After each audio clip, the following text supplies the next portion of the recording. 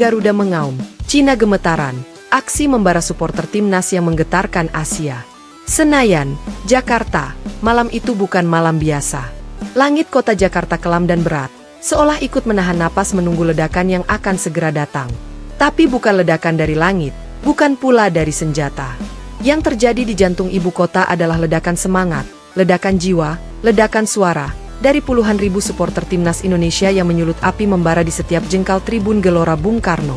Malam itu, timnas Indonesia menjamu timnas Cina dalam laga penting kualifikasi. Tapi jangan bicara taktik dulu. Jangan bicara statistik, ranking FIFA, atau bintang-bintang di atas kertas. Karena sebelum peluit babak pertama berbunyi, mental Cina sudah mulai bergetar. Bukan oleh strategi pelatih, tapi oleh sesuatu yang tidak bisa dilatih atau dilawan. Semangat tak terbendung dari supporter Indonesia yang membakar stadion dengan gairah luar biasa. Sejak pagi, udara sudah panas. Belum pukul 8 pagi, kawasan sekitar Senayan sudah dikuasai lautan manusia. Kaos merah putih di mana-mana. Teriakan, Indonesia! Indonesia! Bersahut-sahutan seperti genderang perang. Bahkan pengendara ojek, pedagang kaki lima, dan petugas kebersihan ikut menyanyikan yel-yel timnas. Ini bukan sekadar pertandingan. Ini pertempuran emosional, pertarungan harga diri bangsa. Dari penjuru negeri, massa berdatangan. Rombongan supporter dari Surabaya menyewa 8 bus besar. Dari Medan, 200 orang datang dengan kereta dan menyambung pesawat. Dari Borneo, Papua, Maluku, Bali, semua berkumpul di satu titik, GBK, Tanah Keramat Sepak Bola Indonesia. Mereka tidak kenal lelah, tidak kenal takut. Mereka datang dengan satu misi, membakar semangat timnas, membuat lawan merasa kecil di tengah kobaran cinta untuk negeri ini. Tribun bergelora, bukan stadion, ini medan perang. Begitu masuk stadion, auranya langsung terasa berbeda. Bukan sekadar stadion penuh. Ini seperti medan perang. Tapi bukan perang dengan senjata, melainkan perang dengan suara, gerakan, dan jiwa. Tribun selatan dipenuhi kelompok supporter fanatik, drum besar, megafon, dan kibaran bendera ukuran lapangan. Mereka bukan hanya menyanyi.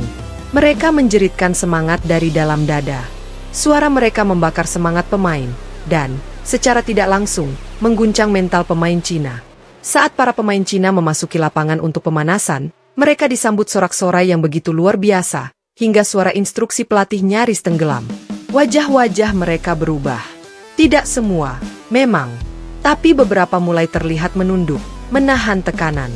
Mata mereka gelisah. Gerakan mereka menjadi canggung.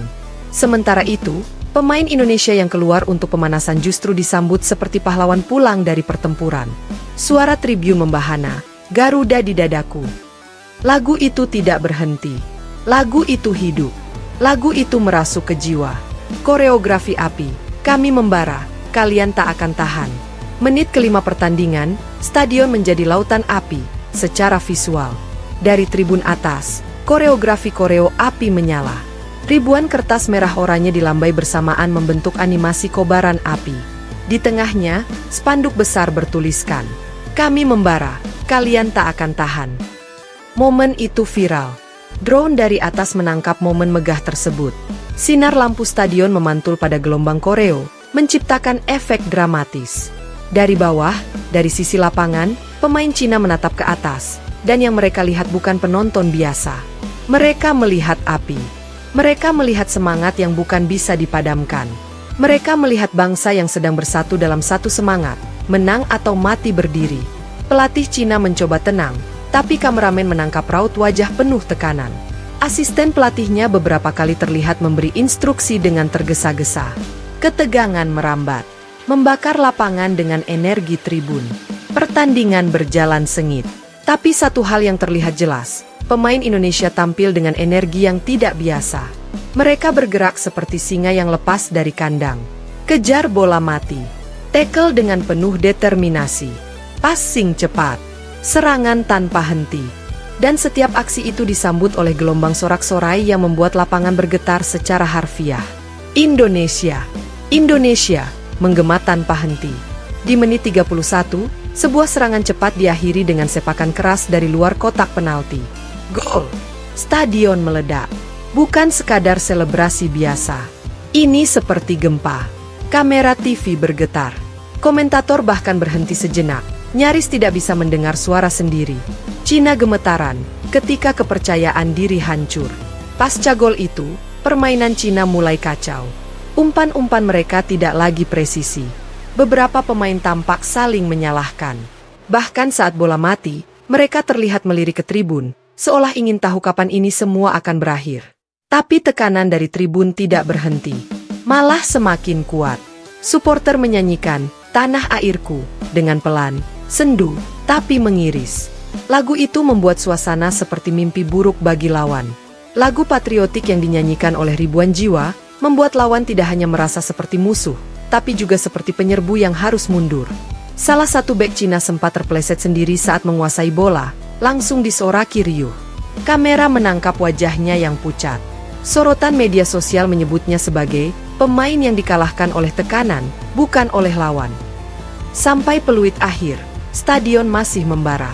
Ketika peluit akhir dibunyikan dan skor menunjukkan kemenangan Indonesia, suasana stadion masih membara. Para pemain bersujud, berpelukan. Tangis bahagia pecah.